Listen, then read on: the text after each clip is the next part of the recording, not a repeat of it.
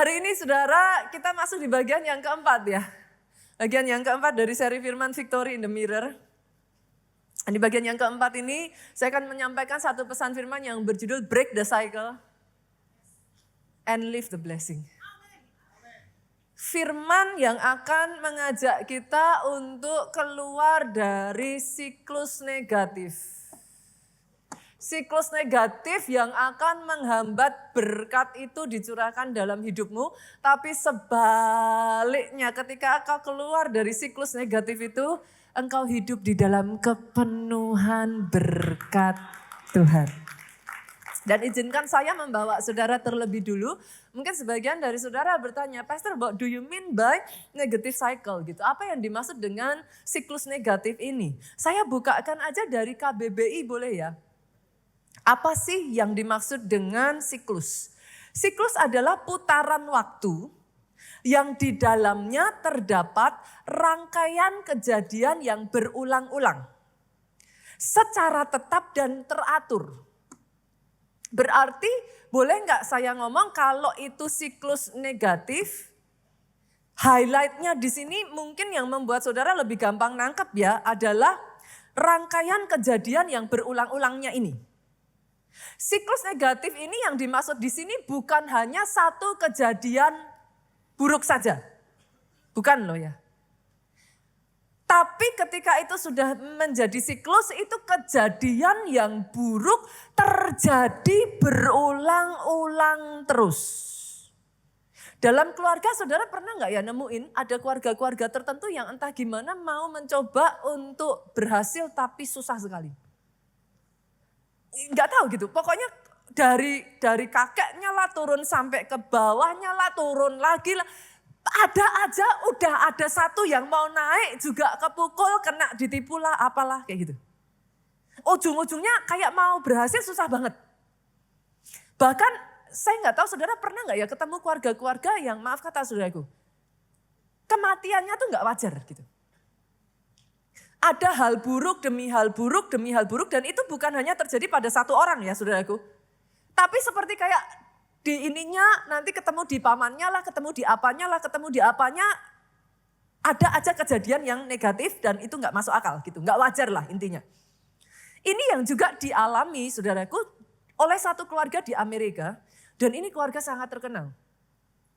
Bahkan saudaraku keluarga ini tuh disebut sebagai the American Royal Family. Kalau saya sebut nama keluarga Kennedy, pernah dengar nggak saudara? Langsung semuanya pasti. Pastor, yang dimaksud pastor ini apakah keluarga Kennedy yang presiden Amerika itu? Yes. John F. Kennedy. Saudara. Apa yang terjadi di keluarga ini? John F. Kennedy itu punya kakak saudaraku. Namanya adalah Joseph Kennedy. Di masa perang dunia, Joseph Kennedy ini meninggal karena pesawatnya meledak. Sampai di sini mungkin saudara akan lihat saya dan Pastor ya ampun itu kan perang dunia ya wajar lah kalau pesawat meledak ya bisa terjadi lah. Oke ya. Turun lagi John F. Kennedy punya adik namanya Kathleen Kennedy. Meninggal karena kecelakaan pesawat di Perancis. Saudara masih akan ngomong sama saya. Kebetulan kali Pastor. Oke. John F. Kennedy sendiri tewas terbunuh. Tahu dong ini cerita yang sangat terkenal. Oke ya. Ya mulai diem nih gitu. Mulai diem. Adiknya lagi saudaraku yang bernama Robert Kennedy. Sama tewas terbunuh. Sampai di sini saudara jadi, ya juga ya Pastor. Anaknya John F. Kennedy, John Kennedy Jr. Sama juga saudaraku mengalami kecelakaan pesawat dan tewas. Sampai di sini kayaknya mulai mikir gitu. Kok gitu ya Pastor? Keponakannya. Jadi John F. Kennedy ini punya keponakan namanya David Kennedy, overdosis narkoba. Keponakannya lagi, Ini sampai di sini saudara dah, ya juga ya. Keponakannya lagi namanya Michael Kennedy. Meninggal karena kecelakaan pada saat olahraga ski. Dan semuanya meninggal di usia muda. Begitu terkenalnya kisah ini sampai kalau di Amerika, saudara cari ya, kalau di sini pun saudara googling, saudara cari, maka saudara akan menemukan. Sangat terkenal dengan sebutan kutukan Kennedy. Kejadian siklus negatif yang terulang again and again, watch out. Jangan naif, jangan saudara menganggap inilah kebetulan lah apalah, beware. Kita mau lihat. Karena saudaraku hal yang sama itu bukan hanya terjadi di dalam kehidupan sehari-hari kita ya saudara. Bahkan itu kita temukan di Alkitab loh. Terjadi dalam kehidupan salah satu keluarga yang boleh saya katakan kalau enggak disebut sebagai salah satu tokoh utama di Alkitab. Keluarga siapa Pastor? Keluarga Abraham. Saudara akan ngomong Pastor, siklus negatif apa? Ini Abraham loh, bapak orang beriman. Enggak salah Pastor, saya bawa ya. Kita lihat ya, yuk. Kejadian pasalnya yang ke-12, ayatnya yang ke-11 sampai ayat 13. Pada waktu ia masuk ke Mesir, berkatalah ia kepada Sarah istrinya. Memang aku tahu bahwa engkau adalah seorang perempuan yang cantik parasnya. Apabila orang Mesir melihat engkau, mereka akan berkata, itu istrinya. Jadi mereka akan membunuh aku dan membiarkan engkau hidup. Katakanlah bahwa engkau adikku, supaya aku diperlakukan mereka dengan baik. Karena engkau. Dan aku dibiarkan hidup oleh sebab engkau. So, kalau saudara baca kisah ini, maka mungkin sebagian dari saudara akan ngomong, Pastor, ini kan cuma kebohongan kecil ya. Sebagian dari saudara akan mungkin menyebut ini bohong putih.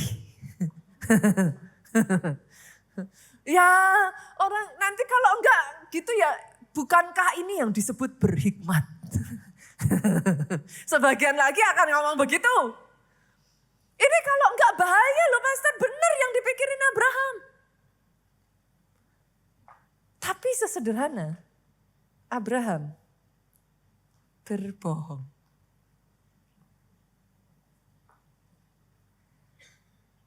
Dan saya bawa saudara turun ke bawah. Di pasalnya yang ke-26, apakah itu berhenti sampai Abraham? Ayatnya yang ke-6 sampai 7.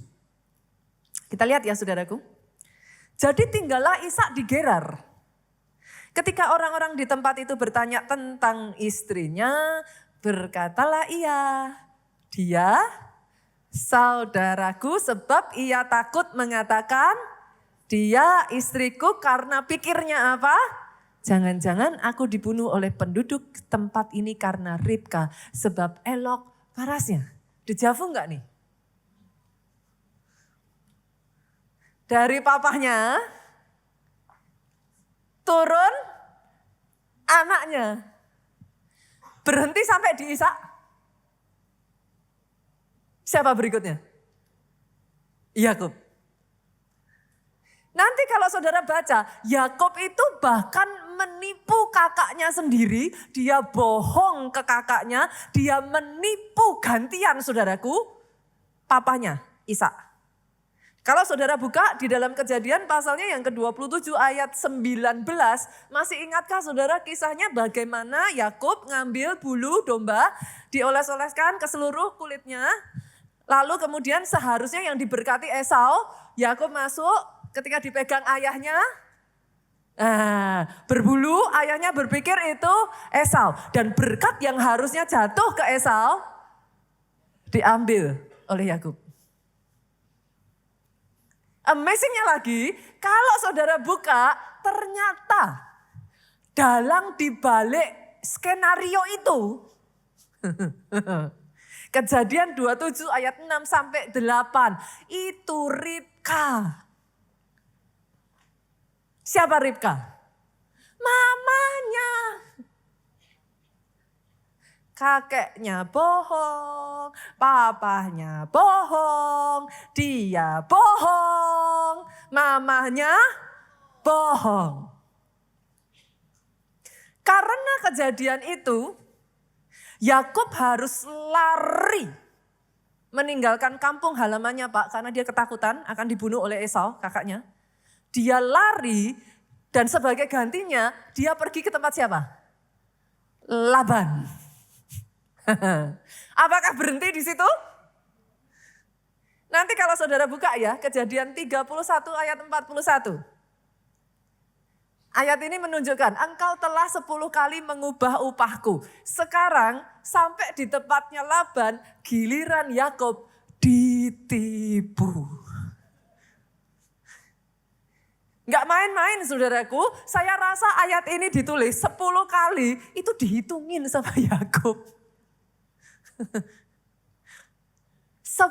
kali, ada ayat yang lain lagi menunjukkan, Yakub itu ditipu 10 kali sama Laban. Bukan hanya itu, Yakub jatuh cinta sama anaknya Laban, namanya siapa? ICCA loh ini. Rahel. Dia jatuh cinta sama Rahel. Dia minta, dia datang sama Laban, Laban aku suka sama anakmu Laban, gitu. Deng, hari pernikahan tiba. Deng, kan? Hari pernikahan tiba, dibuka yang muncul Lea. Pertanyaannya kan jadi, loh kan sudah oke. Kan perjanjiannya Rahel. Laban ngomong, enggak gitulah kamu kan tahu dong adat istiadat kita tuh gimana. Masa anak bungsu nikah duluan sedangkan anak sulung belum nikah, masalahnya bukan itu. Perjanjiannya Rahel. Kena tipu kan? Berhenti sampai di situ? Hah? Enggak. Satu ketika setelah Tuhan berkati Yakub tuh keluar Pak, ninggalin rumahnya Laban. Gantian Rahel yang nipu papanya. Nipu apa? Rahel mengambil terafim papanya. Dia bohong. Dan Laban marah besar. 7 hari 7 malam Alkitab mencatat, dicari itu terafim. Dikejar barisan Yakub itu. Ketika dikejar, Lea tadi berhikmat tadi saudara. Apapun lah bahasa yang saudara pakai, dia taruh itu terafim di bawah pelana kudanya. Dia duduin. Ding. Dengan lembut dia ngomong sama papanya. Sorry, aku enggak bisa nyambut kamu turun. Aku sedang dapet. Sedang haid. Itu siklus. Berulang again and again atas keluarga Abraham, saudaraku. Dan kalau tidak hati-hati, dia merusak rencana Tuhan dan bisa menciptakan kutuk atas keluarga itu. Itu sebabnya hari ini firman Tuhan berbicara, break the cycle. Siklus negatif itu harus dihentikan. Kenapa, Pastor? Kenapa harus dihentikan? Karena yang pertama, perhatikan ini saudaraku, siklus negatif itu bisa menjadi penghalang berkat dalam hidupmu. Saya ajak saudara buka dulu ya, Ibrani pasalnya yang ke-12 ayatnya yang pertama. Kita harus ngerti sebenarnya our life itu kayak apa sih? Ibrani 12 ayat 1 ngomong gini, karena kita mempunyai banyak saksi. Bagaikan awan yang mengelilingi kita. Marilah kita menanggalkan semua beban dan dosa yang begitu merintangi kita. Dan berlomba dengan tekun dalam perlombaan yang diwajibkan bagi kita. Basically saudaraku, hidup yang saudara dan saya hidupi ini bukan sebuah kebetulan. Aminnya yang paling keras. Engkau hidup di dalam sebuah race, pertandingan. Yang namanya pertandingan iman. Di dalam pertandingan itu, saudaraku, baik apa yang engkau katakan, apa yang engkau lakukan, apa yang engkau perbuat, apakah dilihat orang atau tidak dilihat orang, Alkitab mencatat saksimu banyak. Yang kau ketik dengan jarimu, yang keluar dari mulutmu, yang hanya muncul di pikiranmu, saksinya banyak, begitu banyak sampai dikatakan bagai awan yang mengelilingi kita, sebanyak itu. Itu sebabnya kalau kita sudah tahu this is perlombaan, this is a race, Alkitab ngomong, ayo tanggalkan semua beban dan dosa yang merintangi. Supaya engkau finish well, finish strong. Artinya dalam hidup ini, katakan ya saudaraku, kalau saudara lihat hidup ini seperti perlombaan lari. Bisa nggak sih lari sambil bawa beban? Siapa bilang? Bisa aja. Bisa lah dimunculin tuh gambarnya multimedia. Bisa, lari sambil bawa beban bisa. Tapi larinya berat. Ya bisa aja kan kalau saudara lari tuh. Bawa ini, multimedia boleh dimunculin. Jadi nah kan bisa gak? Ya bisa, tapi kan berat. Kalau saudara lari dengan kaki yang ada rantainya, bisa lari gak? Bisa. Tapi kan susah. Jadi lambat toh. Kerja keras yang sama, the amount of hard working you put, tapi hasilnya tidak seberapa. Itulah yang terjadi dalam kehidupan orang yang di dalam kehidupannya ini ada cycle negatif ini. Bisa lari, bisa ini, tetapi beban itu akan memperlambat, sama seperti Yakub, saudara. Harusnya Yakub itu sebenarnya tahu loh saudara, ada janji Tuhan atas hidupnya. Dia tahu. Tapi kan dia pakai caranya dia sendiri. Dia berpikir pakai caranya dia harusnya lebih cepat. Ini orang cerdik saudaraku, kalau bisa nipu kayak gini tuh orangnya tuh justru cerdik. Saudara kebayang gak sih? Itu kambing domba, dia gak punya. Dia ngomong sama Laban, kasih aku nih kambing domba, kamu yang sisanya, aku yang polkadot. Yang berbelang dan berbintik. Loh itu kan cerdik kan. Terus dikawinin saudara, pas dikawinin dikasih lihat pelepah pisang. Keluar hasilnya belang-belang, bintik-bintik. Dan dia pinter. Apa? Kalau orang Indonesia, orang bilang apa? Pokil. Do you know what is pokil? Apa ya? Ya kayak banyak akal gitu. Dia kawinin, kalau giliran domba yang lemah, nggak digituin. Jadi yang lemah-lemah kasih ke Laban. Giliran dombanya yang kuat-kuat, yang sehat-sehat, yang bagus-bagus, digituin. Jadi dia dapat domba-domba yang bagus-bagus. Ini akalnya tuh banyak. Tapi nggak bisa saudara. Dia harus gara-gara dia menikah dapat Rahel tapi dikasih Lea, dia harus kerja another 7 years. By the time dia balik ke rumahnya itu udah tambah lagi another 6 years.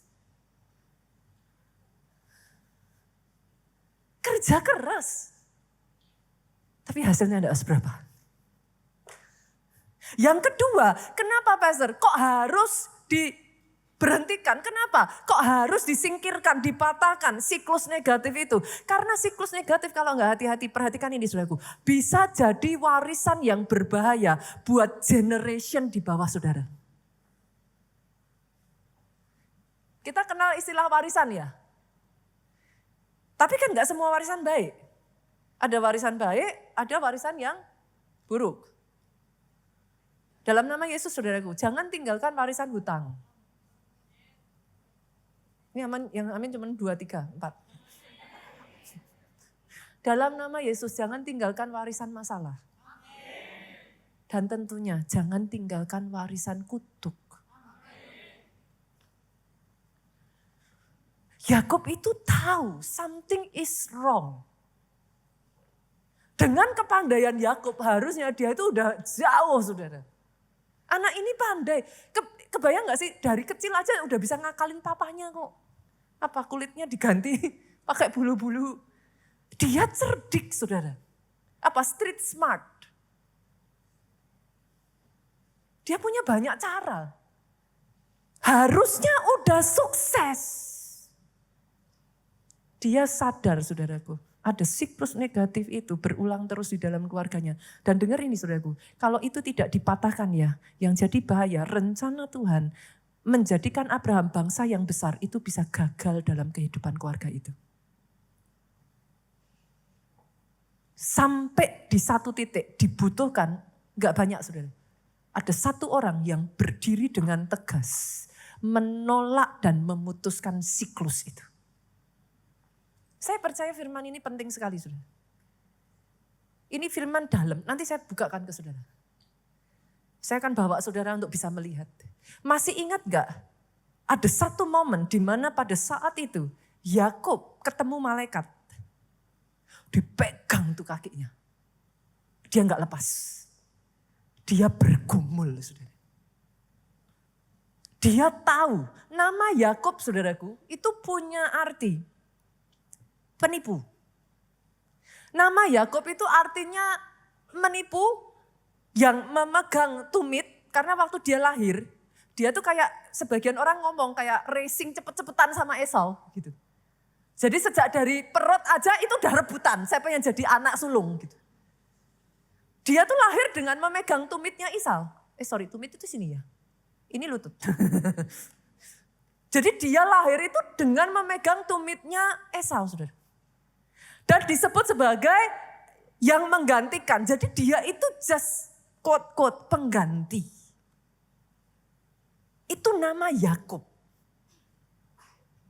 Tapi momen dia ketemu dengan malaikat itu dia tahu hanya ada satu yang bisa menghancurkan itu dari hidupnya. Itu sebabnya dia berhenti pakai caranya, dia berhenti dengan akal-akalan manusia, dia berseru sama Tuhan. Disitulah saudaraku namanya diganti dari Yakub menjadi Israel. Dari Israel lah lahir sebuah bangsa yang besar. Apa arti Israel? Dia bergumul dengan Allah. Saudara bisa lihat ya, dalam Alkitab tuh gak ada yang kebetulan saudara. Kalau saudara baca terus ya, makanya saya bilang baca Alkitab tuh nyenengin. Semuanya itu connected. Kalau saudara bisa nemuin ya, itu kayak rasanya tuh kayak, oh gitu. Ternyata gitu. Semua connected. Dia yang bergumul dengan Allah, karena pergumulan itu dia menang, namanya diganti menjadi Pangeran Allah. Prince of God. Pangeran Allah, lihat ini sudah. Allah berjuang baginya. Bukan lagi kekuatan sendiri. Bukan lagi akal-akalan manusia. Allah berjuang baginya. Dari situ saudaraku. Sebenarnya tuh semua tuh apa sih kalau mau dibilang tuh pastor kan cuma satu kebohongan kecil. Ya iya. Sorry ya saudaraku, iblis tuh sekurang ajar itu. Dia cuma butuh celah kecil ya, sama seperti tikus itu. Kepala masuk, badan mau segendut apapun masuk. Saudara. Setelah itu dia acak-acak semua. Apa yang seharusnya meaning for happiness, meaning to be good. Dia hancurkan. Masalahnya dengan Abraham, saudaraku. Abraham itu cari caranya sendiri gitu. Pastor, kalau misalkan nih dalam keadaan Abraham, ya harusnya gimana Pastor? Memang mau gimana? Kalau saya nggak seperti itu, habislah saya. Abraham bisa loh datang minta petunjuk Tuhan. Saudara harus tahu loh yang dilakukan Abraham tepat persis sama yang dilakukan Abraham ini. Menurut saudara, Sarah tahu nggak? Ya jelas tahu orang tadi ngobrolnya sama Sarah kok. Sarah, Kamu jangan bilang ya kalau kamu istriku, kamu bilang ya kamu adikku. Dan saudara tahu kenapa? Dari situ Abraham dapat banyak harta. Loh kok bisa? Orang yang suka sama Sarah datang ke Abraham bawa upeti. Saudara cari deh di Alkitab. Abraham jadi kaya gara-gara itu. Yo, saudara mau bilang apa? Firman Tuhan minggu lalu. Puji Tuhan. Ini berkat Tuhan. Ayo. Nanti buat saudara yang firmannya apa minggu lalu? Senggol kiri kanan. Kasihan deh lu, makanya ikut. Saudara bisa cari di YouTube. Buat saudara yang belum dengar firman minggu lalu, saudara cari di YouTube. Very blessed gitu. Saya sendiri juga diberkati, saudara. Ini firman 1 bulan ini ya.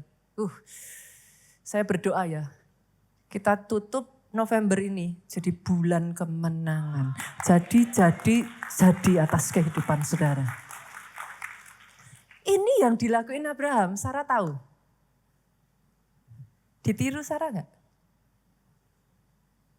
Sarah tahu dia diberikan janji Abraham akan jadi bapak banyak bangsa. Tapi dia tahu dong, dia nggak bisa hamil. Dia ngomong lah, kalau Tuhan nggak bisa mewujudkan, biar aku yang mewujudkan. Dikasihlah budaknya ke Abraham. Jadi masalah sampai sekarang. Saudara bisa melihat kecerdasan manusia tuh itu, saudara. Kalau nggak hati-hati ya, kadang kita berpikir kita lebih pintar dari Tuhan.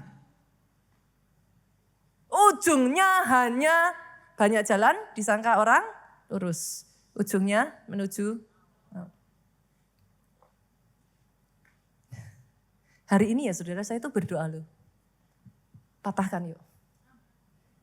Jangan terus-menerus izinkan siklus negatif yang terulang itu turun dari generasi ke generasi dan merusak semua rencana Tuhan yang indah atas kehidupanmu. Pertanyaannya sekarang, Pastor, what should I do? Gimana cara saya bisa menghentikan ini? Saya bagikan 3 poin ya, Bapak Ibu ya. Yang pertama, yuk. Pastikan saudara menyadari dan menemukan ada enggak siklus negatif itu dalam hidupmu dulu gitu. Harus tahu dulu kan enggak bisa dong kalau saudara mau matain, mau gimana matain kalau saudara enggak tahu gitu. Pesan saya, sadari temukan tidak sama dengan dicari-cari. Oke ya, kata pastor tadi bilang, disuruh menyadari. Saya kayak gini tuh ya, karena memang dari atas saya tuh ada gini. Daerah saya jadi begini. Oke?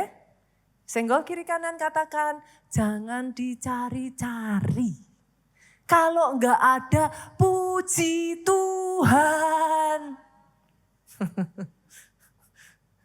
Kalau itu ada, saudara tuh dengan mudah bisa mendetek kok actually. Sesederhana ya saudaraku, saya mulai dengan hal yang kecil ya. Penyakit keturunan. Udah tahu dari kakeknya, dari di atasnya ada keturunan diabetes. Pamannya lah, siapanya lah, ininya lah. Udah tahu. Ya janganlah yang manis-manis itu ditabrak. Make sense enggak Bapak Ibu? Kalau saudara sadar, kenapa harus sadar dulu? Baru bisa jadi bijaksana. Kalau enggak sadar, bablas saudaraku. Oke ya, sudah tahu ada keturunan penyakit jantung. Biarlah lemak-lemak itu untuk persembahan Tuhan saja. Loh ya tuh. Awal mulanya kan memang tidak boleh untuk dimakan. Dalam Alkitab itu dipersembahkan. Enggak apa-apa kalau itu. Tapi kalau masuk ke sini lah itu jadi masalah. Lah ya udah ngerti ada keturunan. Pastor saya masih sehat, saya masih muda. Hidup hanya 1 kali. Ada. Saya tuh sering ngomong saudaraku, jangan pakai nama Tuhan murahan. Enggak semua hal perlu ditengking. Masih ingat? Nah, ada yang ngomong, dalam nama Yesus Pastor, kolesterol pergi. Saudara enggak perlu pakai nama, itu terlalu cheap. Enggak usah pakai nama Yesus, benahi cara hidupmu. Case close. Sayang namanya Yesus dipakai yang enggak pada tempatnya. Ada yang lain yang perlu saudara pakai. Cukup benahi. Kalau memang sudah tahu, dalam keluarga itu kan masing-masing ada sendiri-sendiri ya saudara. Ada keluarga-keluarga itu yang sumbunya pendek. Loh benar, gampang marah. Apa, anger issue? Loh beneran loh saudaraku. Saudara cek deh. Ada keluarga-keluarga ya somehow ya saudaraku. Gak kuat aja kalau ngadepi tekanan. Maaf kata saudaraku. Kadangkala jadi kayak hilang gitu. Itu dari keturunan ininya, dari yang ininya, pernah ada riwayat bahkan bunuh diri ininya dan lain sebagainya. Ini bukan sesuatu yang perlu untuk kayak ini aib pastor, ini apa. No. Sadari sehingga engkau bisa bersikap bijaksana. Kalau sudah tahu memang ada ininya, then okay. Berarti dari situ you know what to do gitu. Langkah berikutnya setelah saudara temukan, saudara sadari, hadapi siklus negatif ini dengan sikap yang benar. Maksudnya gimana? Boleh nggak sih, jangan blaming. Gara-gara papi. Pantesan saya kayak gini, ya nggak erat, turun dari mami. Blaming. Jangan salahin. Papi sih, mami sih, karena gini sih. Sekarang coba lihat keluargaku hancur. No, jangan blaming, jangan menyalahkan orang lain. Tapi yang kedua, sebaliknya Bu, jangan play victim. Lah gimana? Saya kayak gini, kalau di atas saya aja nggak menang, ya nggak heran lah saya mana bisa menang.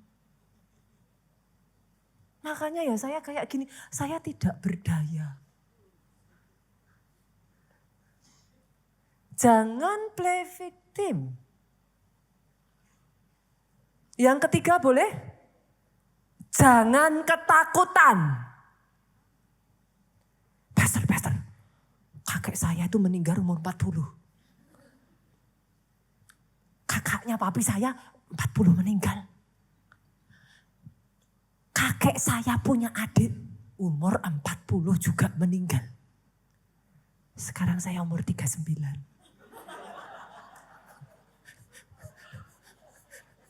Menghitung hari. Jangan takut.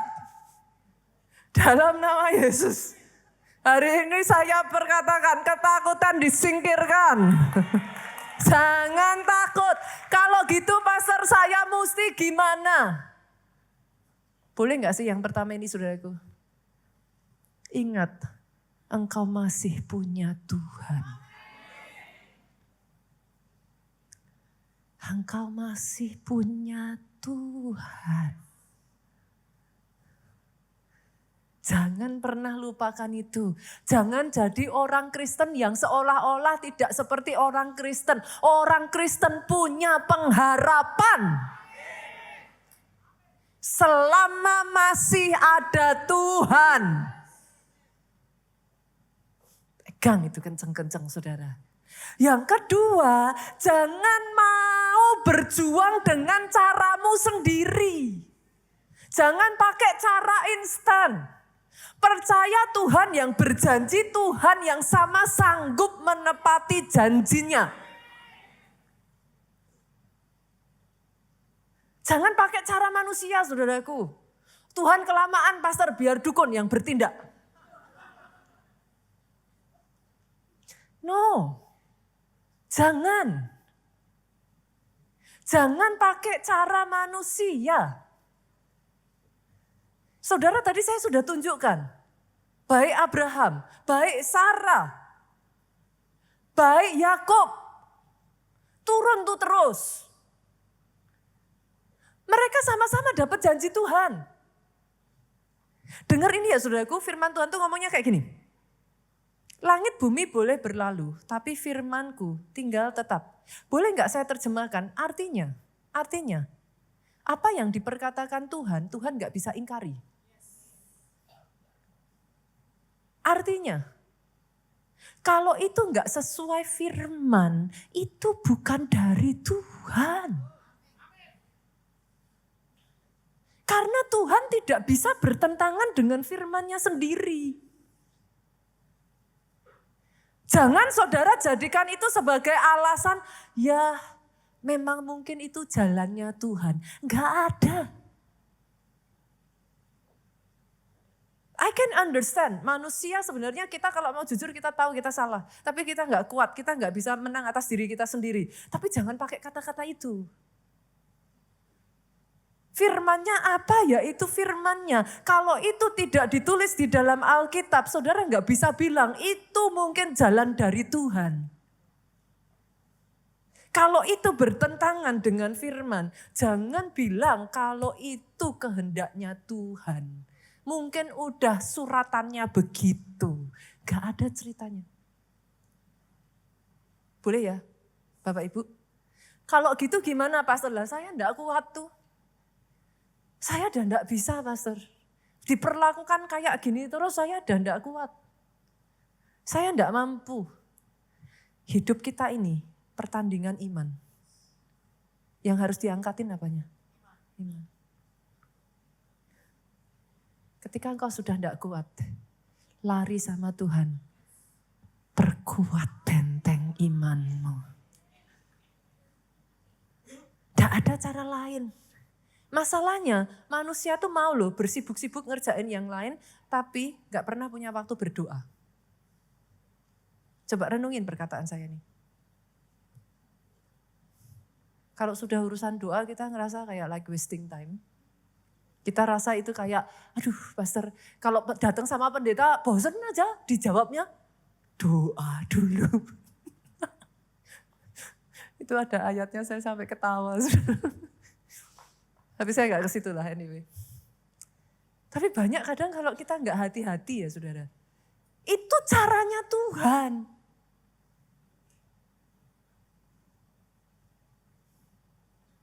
Kau mintanya kesatuan rumah tangga, kesatuan keluarga. Dikasih resepnya pengampunan. Kan sebel. Bukan ini yang saya maksud Tuhan. Ada jalan lain enggak? Tapi lucunya justru lewat itu. Tuhan pulihkan.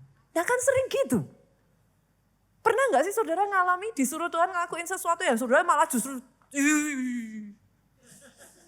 itu hal terakhir yang sebenarnya gitu saudara hindari. Tapi resepnya Tuhan itu bukan resep kita. Itu sebabnya kan saya berkali-kali ngomong, jalan Tuhan bukan jalanku. Pikiran Tuhan, rencana Tuhan bukan pikiranku. Sejauh langit dari bumi, jangan heran. Tapi it works. Kenapa it works? Dia tahu saudara itu dari luar sampai dalam. Dia yang ciptain, dia yang rajut itu sejak dari dalam kandungan. Dia tahu wire-nya yang harus disentuh yang mana. Kita aja manusia yang berpikir bahwa we know better. Itu. Boleh ya? Bapak Ibu ya? Yang kedua itu ya, pastikan sikapnya benar. Cara ngadepinnya benar. Yang ketiga, gak bisa tidak, harus dipatahkan. Belenggu itu harus dihancurkan. Kenapa saudara? Saudara tanam mangga. Muncul buah. Buahnya harum, buahnya manis. Yang menyebabkan buah harum dan manis menurut saudara apanya? Dari pohon itu. Daunnya? Bunganya? Apanya? Akarnya. Akarnya tuh yang paling penting. Yang keluar, yang kelihatan itu buah. Yang muncul, pastor bukannya tadi pastor menyebutkan adanya namanya penyakit keturunan dan lain sebagainya. Itu yang muncul. Tapi nanti itu dari pohon yang sama, itu saudara ambil jadi anakannya, buahnya keluar sama tuh. Itu dari akarnya. Kalau itu dari akarnya, maka kalau saudara mau menghentikan, dipotong buahnya, dipotong daunnya, harus dari akarnya. Itu sebabnya kutuk itu harus dihancurkan. Itu memang harus dihentikan, saudara. Caranya gimana, pastor? Yang pertama, enggak bisa enggak. Terima Yesus sebagai Tuhan dan Juru Selamat dalam hidupmu. Harga mati. Pastor enggak salah bilang, ini kan kita di gereja. Udah terima Yesus kali. Siapa bilang? Siapa tahu saudara datang dipaksa pacar. Loh kan saya enggak tahu saudara datang di sini karena siapa? Datang dipaksa orang tua? Padahal harusnya enggak mau? Siapa tahu datang karena tersesat. Saudara ke mall, saudara bingung. Ini di mana toh? Naik lantai 11. Terus tiba-tiba saudara ikut orang banyak ini ngapain? Saudara duduk di sini. Lu mana tahu? Tadi ada jemaat yang cerita sama saya datang ke sini nggak tahu siapa-siapa, nggak kenal gereja ini. Tapi dituntun Tuhan. Loh ya siapa tahu. Kalau instead ada di sini yang kau belum terima Yesus sebagai Tuhan dan Juru Selamatmu, ini kesempatan yang terbaik. Jadikan dia Tuhan dan Juru Selamat atas hidupmu. Pastor kenapa? Kenapa harus Yesus? Karena di atas kayu salib itu kutuk sudah dihancurkan. Itu asal muasalnya kutuk dipatahkan. Jadi nggak ada pilihan lain memang. Gitu. Yang pertama di titik itu. Because yes, in the cross, he break it all. Itu kalau satu kali ya nanti saudaraku saya bisa bicara ya. Pas waktunya tepat lah ada firman yang memang bicara ke situ ya. Itu bahkan satu demi satu ya yang ada di kayu salib itu ada lambangnya. Dalam Alkitab itu nggak ada yang kebetulan. Apakah menurut saudara kebetulan itu Yesus pakai mahkota duri? Itu semua satu persatu, dia sedang menghancurkan kutuk yang ada di Kejadian itu. Saudara baca satu-satu tuh, onak duri dan apa segala macam. Alkitab tuh nyenengin, senggol kiri kanan, baca Alkitab. Alkitab itu nyenengin, beneran. Itu kalau saudara ketemu kayak puzzle itu loh saudara, kayak iya ampun kadang di titik-titik tertentu tuh ya, saudara nanti kalau udah mahir ini ya, itu saudara kayak yang wow gitu. Hebat ya, hebat. Ternyata ini loh yang dimaksud. Kok bisa ya? Gak ada yang kebetulan dalam Alkitab semua. Itu tuh, God itu udah apa? Itu skenarionya Tuhan. Gitu. Yang pertama, nama Yesus. Terima Yesus sebagai Tuhan dan Juru Selamat. Yang kedua, tadi saya sudah sebutkan, sadari dan identify. Jangan naif, jangan menyembunyikan atau menganggap itu aib, jangan lalu kemudian sama saudara, udahlah anggap aja nggak ada. No, sadari, identify, sehingga engkau bisa bersikap bijaksana. Tadi sudah dijelasin sikapnya bagaimana saja. Oke, yang dihindari apa tadi? Jangan blaming, jangan play victim, jangan ketakutan. Tapi sadar masih ada Tuhan. Pakai caranya Tuhan. Bangkitkan iman. Yang ketiga. Nah ini saudara. Kalau memang saudara udah dapat, udah tahu. Gak bisa cara lain. Patahkan di dalam nama Yesus. Caranya gimana? Yang keempat, deklarasi. Pastor tuh kok di gereja ini senang ya deklarasi profetik. Deklarasi terus semua deklarasi. Memangnya cuma dengan ngomong gitu bisa? Loh, jangan salah. Saudara diciptakan serupa dan segambar dengan, itu percaya sungguhan atau hanya basa-basi? Yang benar. Hati-hati dengan mulut kalau gitu. Kalau memang percaya loh. Kenapa? Karena Tuhan berfirman terang jadi dan terang jadi. Di dalam mulut saudara ini ada kuasa. Loh, ada kuasa. Kecuali saudara bilang sama saya, Pastor sorry, saya nggak percaya firmannya itu. Ya saya nggak bisa apa-apa. Lah semua dasarnya dari firman, kalau nggak percaya mau apa? Kan itu your word, apa yang saudara percayai, ya nggak bisa diapa-apain. Tapi kalau saudara masih berkata, saya percaya Pastor firman Tuhan. Ya itu firmannya ngomong gitu kok. Engkau dijadikan serupa dan segambar dengan Allah. Cuman kadang manusia itu kan gini kan, masa sih, masa kayak gitu? Ya serupa dan segambar ya maksudnya kan ya enggak gitu kali Pastor. As is. Percayanya as is, jangan didiskon. Jangan yang ini oke, yang ini enggak oke, yang ini ya, yang ini ya. As is. Maka yang diberikan janjinya juga as is. Enggak didiskon juga. Banyak orang Kristen kan nakal. Janji mintanya jangan didiskon. Giliran percaya firmannya didiskonnya banyak. Yang ini enggak. Oh ini ngapain? Itu kan perjanjian lama. Diskon aja terus. Potong aja tuh sekalian. Ngapain firman Tuhan kalau gitu ada perjanjian lama, perjanjian baru. Gunting aja. Tinggal perjanjian baru aja. Buktinya enggak, tetap perjanjian lama dan perjanjian baru. There must be a reason. Make sense ya? Sampai sini make sense ya? Pastor, saya enggak berani. Saya takut. Nanti kalau nyerang balik ke saya gimana? Karena memang saya lihat ada keluarga-keluarga tertentu saudaraku memang mengikat perjanjian dengan kuasa gelap. Saya tahu, hal-hal seperti itu, I hope saudara orang Jakarta enggak semodern itu sampai enggak mempercayai hal seperti itu ya.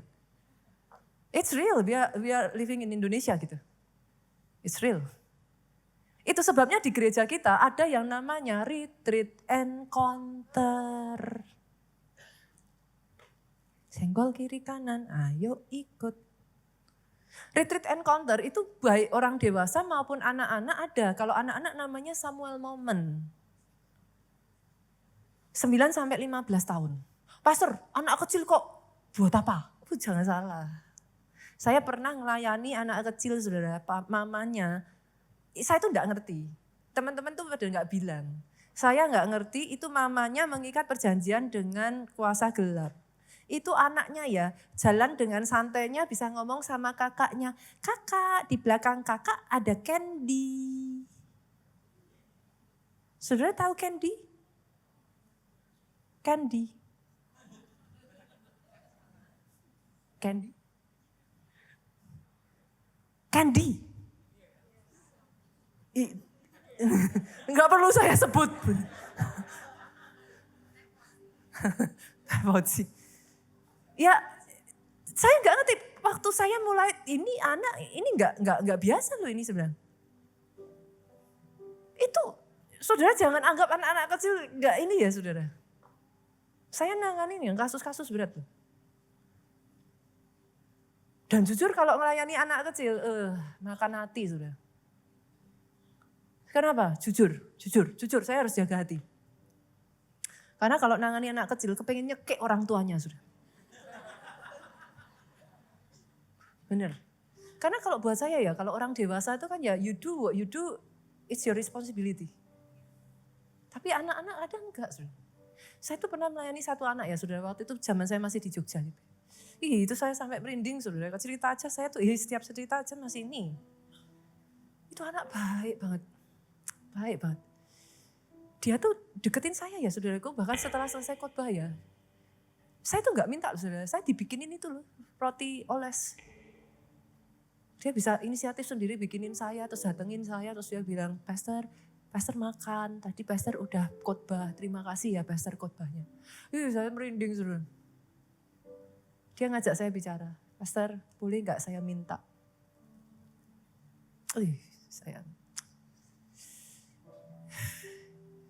Saya tanya, minta apa? Pastor kasih saya syarat apapun saya oke. Pastor kasih saya syarat juara 1, boleh. Saya usahakan. Pastor kasih saya syarat nilai 10, saya usahakan. Saya cuma minta 1 aja. Izinkan saya ketemu sekali aja dengan papa saya. Jengkel saya. Terus saya pengen tak cekik.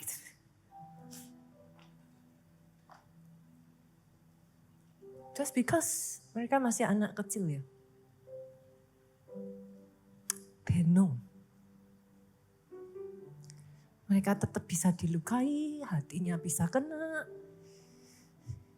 Bahkan many of them, mereka menyalahkan diri mereka loh. Apa karena saya enggak baik? Apa karena saya kurang pintar? Itu kadang saya kalau sudah naik, Samuel Moment ya, itu tuh wah sembab mata saya saudaraku. Itu sebabnya ya hari ini ya saudaraku, jangan tinggalkan PR yang enggak baik buat generasi di bawah saudara. Izinkan saya mengatakan ini. Kalau toh kau merasa enggak kuat ya, sampai di titik tertentu larilah sama Tuhan.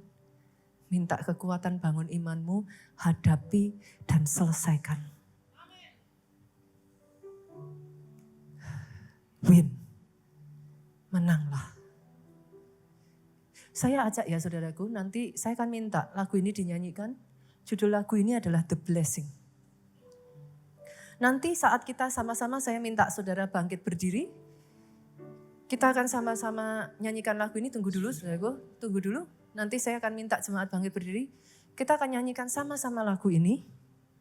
Pada saat saudara nyanyikan lagu ini, at the same time, aminkan itu terjadi atas hidupmu. He is not against you. Firman hari ini tidak ditujukan untuk mengintimidasi saudara. Saya tahu things happen, mungkin ada sebagian dari saudara ngalami apa yang saya katakan. Jangan biarkan iblis menipu dan membuat firman ini justru menjatuhkan saudara. Firman ini tidak untuk itu. Tapi kalau itu terjadi dalam hidupmu, lari sama Tuhan. Minta pertolongan dari Tuhan, minta ampun sama Tuhan. Lakukan dengan caranya Tuhan. Karena saya percaya firman ini dibutuhkan. Tapi saya tahu bersama Anda saya menyampaikan firman ini bisa jadi ada efek lain. Some people akan merasa mungkin itu terjadi dalam kehidupanmu dan saudara berkata, pastor apa jangan-jangan karena saya, kutuk itu turun atas keluarga saya. Itu sebabnya saya harus mengatakan firman ini tidak untuk mengintimidasi. Tidak untuk menghancurkan, firman ini untuk berbicara, rencananya tetap ada atas hidupmu. Berlari sama Tuhan, datang sama Tuhan. Bangkit berdiri yuk, jemaat Tuhan yuk sama-sama kita katakan the blessing. May His favor be upon you and 1,000 generations in your family. Turun sampai keluargamu, anakmu, keturunan-keturunanmu berikutnya. Bersamaan dengan lagu ini, saudaraku ambil keputusan berani. Patahkan kutuk itu. Patahkan siklus negatif yang ada di dalam kehidupanmu. Katakan, it stop here. Berhenti sampai di aku.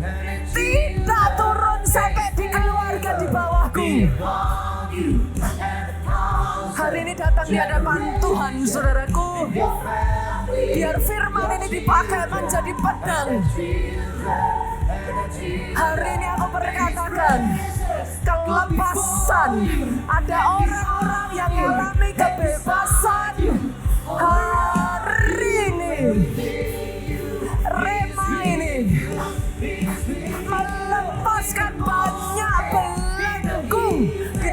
ini. Itu sebabnya saudaraku. Dengan iman perkatakan, you are for me, Lord. You are for me. You are not against me. Aminkan saudara. Amin.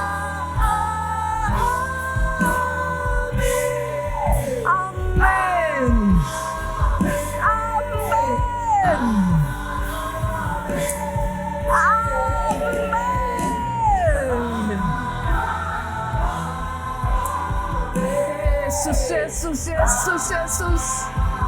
Sekalipun tidak mudah. Ayo saudara, fight it. Jangan biarkan rencananya gagal. Kadang karena ego, kadang karena kesombongan kita. Kita tahu kok. Kadang Tuhan bicara apa kita tahu. Tapi kadang susah untuk taat. Hari ini break it down.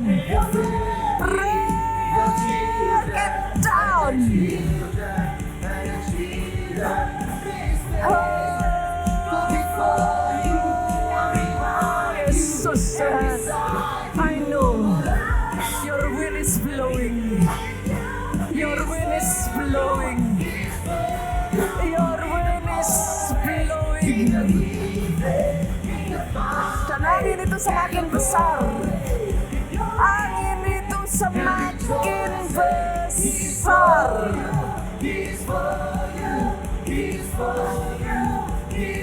Katakan dengan iman, saudaraku. Katakan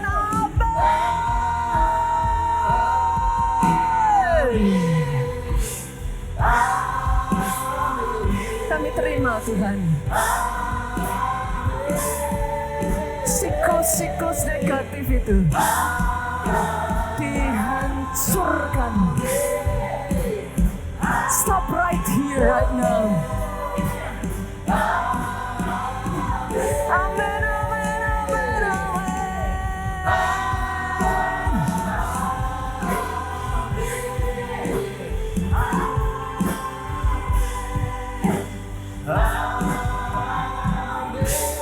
Sorak-sorak yang paling meriah buat Raja di atas segala raja.